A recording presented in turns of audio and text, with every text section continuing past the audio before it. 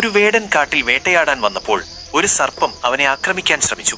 വേടൻ അതിനെ ഉപദ്രവിച്ചെങ്കിലും അത് ചത്തില്ല. കുറച്ചു ദിവസങ്ങൾക്കു ശേഷം അതേ സർപ്പത്തെ കുളക്കരയിലെ ഒരു പുറ്റിന്മേൽ കണ്ടപ്പോൾ വീണ്ടും അവൻ അതിനെ വെട്ടി. ഈ പ്രഹരത്തിൽ പുറ്റുപൊട്ടി. പെട്ടെന്ന് ഇടിയും മിന്നലും വേടന്റെ മുന്നിൽ ഒരു സന്യാസി പ്രത്യക്ഷപ്പെട്ടു. ഈ വെള്ളം പ്രപഞ്ചനാഥയായ ആദിപരാശക്തിയുടെ ജലശയനത്തിന് അടിയുറപ്പുള്ളതാണെന്നും പുറ്റിനകത്തൊരു ദേവീ പ്രതിഷ്ഠയുണ്ടെന്നും അദ്ദേഹം വെളിപ്പെടുത്തി. പുറ്റു ഉടഞ്ഞു. അതിൽ നിന്നും തീവ്രപ്രകാശം പടർന്നു. അതിൽ നിന്ന് വിഗ്രഹം പുറത്തെടുത്തു. അതോടെ നല്ല മഴയും പെയ്തു. അദ്ദേഹം ചോറും പായസവും മറ്റു പൂജാവിധികളും ഉപദേശിച്ചു.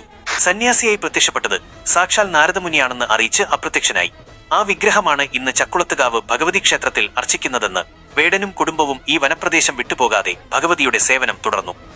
ഭക്ഷണത്തിൽ നിന്ന് ഒരു ഭാഗം ദേവിക്ക് നിവേദ്യം അർപ്പിച്ച ശേഷമേ അവർ ഭക്ഷിക്കാറുണ്ടായിരുന്നുള്ളൂ. ഒരു ദിവസം അവർക്ക് ആഹാര സാധനങ്ങൾ ശേഖരിക്കാനായില്ല. ദേവിക്ക് നിവേദ്യം അർപ്പിക്കാനാകാത്തതിന്റെ വേദനയിലായിരുന്നപ്പോൾ മരച്ചുവട്ടിൽ ഒരു കലത്തിൽ നിറയെ അരിയും വിറകും ശർക്കരയും കായ്ക്കനികളും കണ്ടു. അപ്പോൾ ഒരു അശരീരി വചനം പ്രഖ്യാപിച്ചു: മക്കളെ, നിങ്ങൾ ഫലഫലമാണ് ഈ ആഹാരം. നിങ്ങളുടെ ഭക്തിയിൽ ഞാനാകുന്നു. നിങ്ങളെപ്പോലെ ഭക്തിയോടെ ആരായാലും ഞാൻ അവരോടൊപ്പം ഉണ്ടായിരിക്കും.